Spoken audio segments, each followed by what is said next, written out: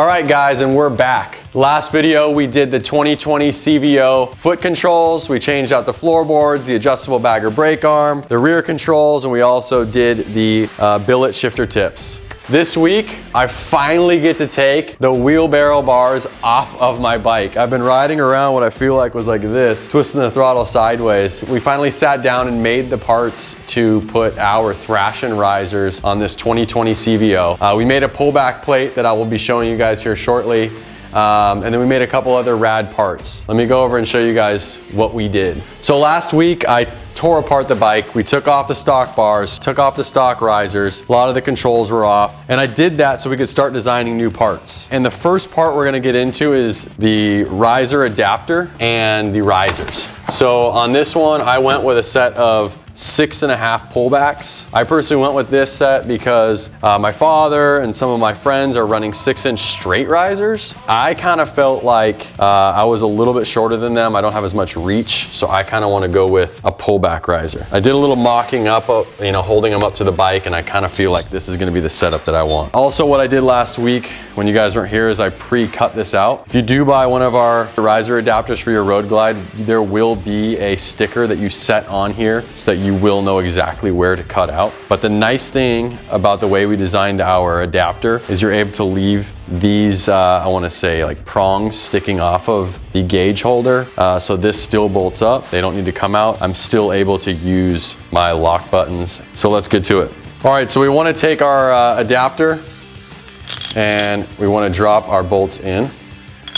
You want to drop them in and they lock in. You want to do this because once the plate's in, you're unable to drop the bolts in. So then once you have the plate and the bolts kind of set where you want them to go, you can then grab each riser and you're going to bolt your risers in. Make sure you obviously do left and right correctly. I want to Loctite these because once we bolt it in and onto the bike, you really can't get to it ever again unless you take it all the way apart. We're just setting it up right now, just kind of finger tighten everything. All right, once you got them finger tight, then you're gonna want to install the top clamp. This will make sure that the risers are straight. And we are gonna end up taking the top clamp back off, so you don't need to Loctite this right now. Or now that the clamp is on the top of the risers, we know that the risers are square and where they should be. And then we can go back down to the riser bolts at the bottom and the adapter. Again, you see the supplied bolts are bolted on there or inside the plate. Now that it is almost all the way tight, going to want to get full torque, as we call it, dad tight on these bolts, because again, aren't going to see them again once you start to bolt this back down on your bike. And there you have it. So now we have the risers, the gauges, and the bolts that will now go down to the supplied bushing nuts. So now that the risers are all set in place, I am going to take the top clamp back off, put the bars on. I'm not gonna set the bars exactly where I would want them to be for my personal preference because I'm gonna wait until this is all kind of bolted back up on the bike. But with the bars up on the risers right now, it's going to allow me to start plugging in all of my controls before I put the gauges back on. So I'm gonna feed these wires through the middle, which is where they're gonna go. All the wires through the middle, make sure your bars are on the right way. Don't put them on backwards. Again, just tight enough to where they're not gonna move, because I am gonna probably move them once I get on the bike. I have my dad here. It is a little bit easier to have a second set of hands when I'm doing this. So we're gonna start plugging in the cords. Plug the gauges back in, plug the controls back in, and then start plugging your bars in. And then you can actually put the risers back in. I'm gonna put the spacers on the adapter, and this will raise it up, the adapter actually a total of like 2¼ inches. So get these on your bolts. So now make sure all your wires are out of the way when you go to set it back up in. All right, so now that the spacers are on, we are going to drop the bars into place. All right, so now that we got the adapter and the spacers set into the stock tree, the risers on with the gauge holders cut around it, all the wires plugged in, Again, take your time when you're kind of finessing it all in there. And then I'm gonna go lay on the floor basically with our bushing nuts.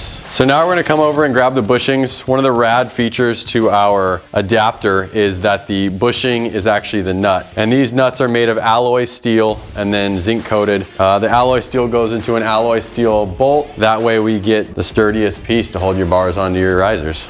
So then we're gonna grab Loctite, and I'm going to dab it in to the bushing nuts. So then you grab the nuts, and then what we're gonna do is we're gonna finger tighten these on. I am gonna do the right side first. There's a little bit more electronics on this side, so I'd rather have everything a little looser as I go in there. I'm gonna have my dad trim the bars like he is.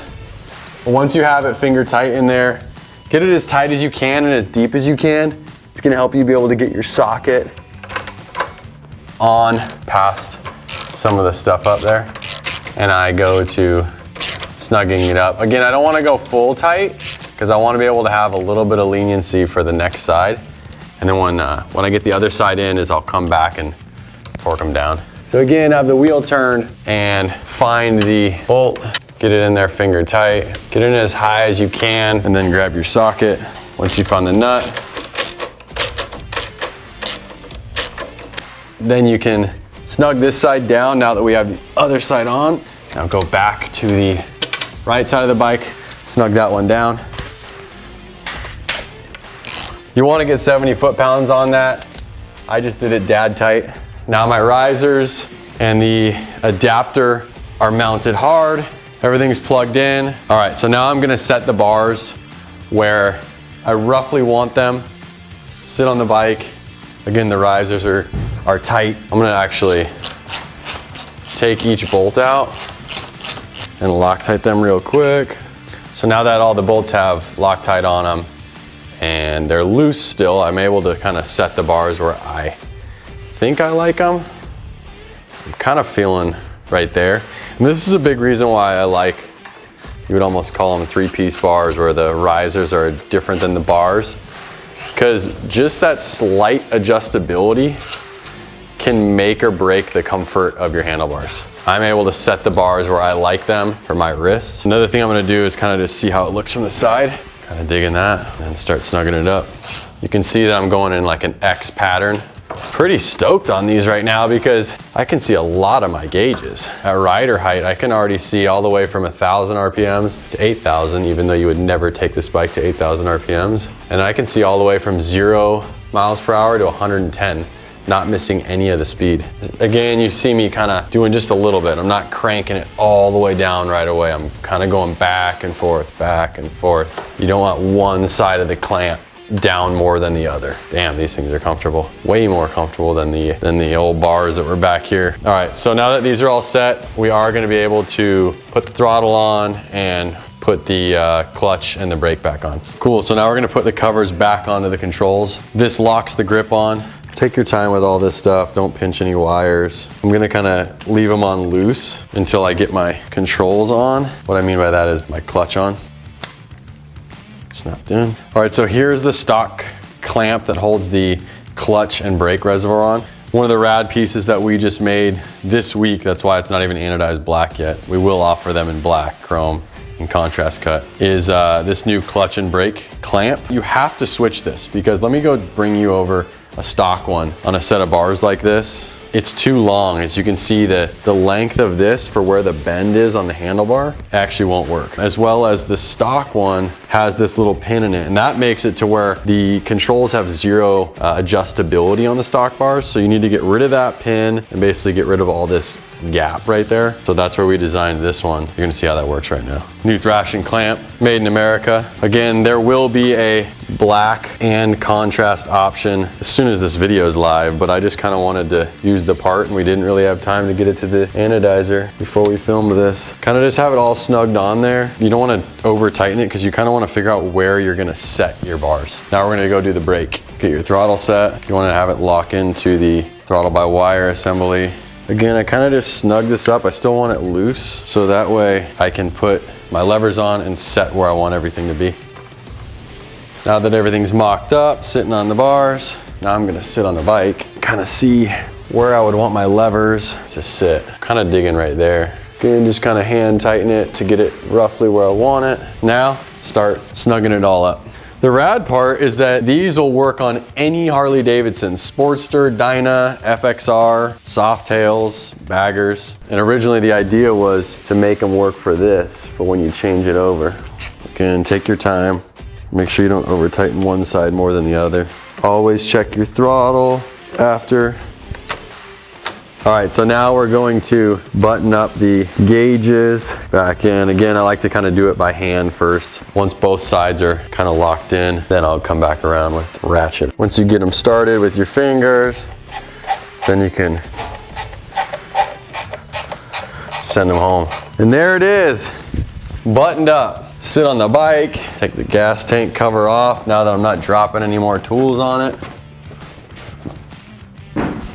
Hell yes. The stance is perfect. I'm super stoked on the height for me. I went with the 6.5 pullbacks. Again, I can see 0 all the way to 110.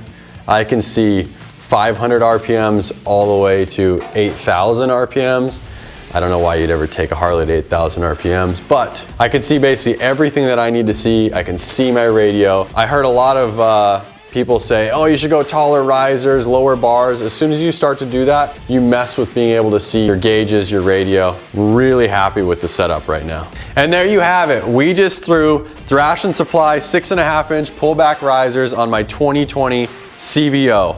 I am so stoked on the fit and finish, on where it puts me in my saddle. We went with the high bend bars. When I sit on this bike, I am so stoked where it put my arms. I'm still protected by the fairing. I'm not out in the elements.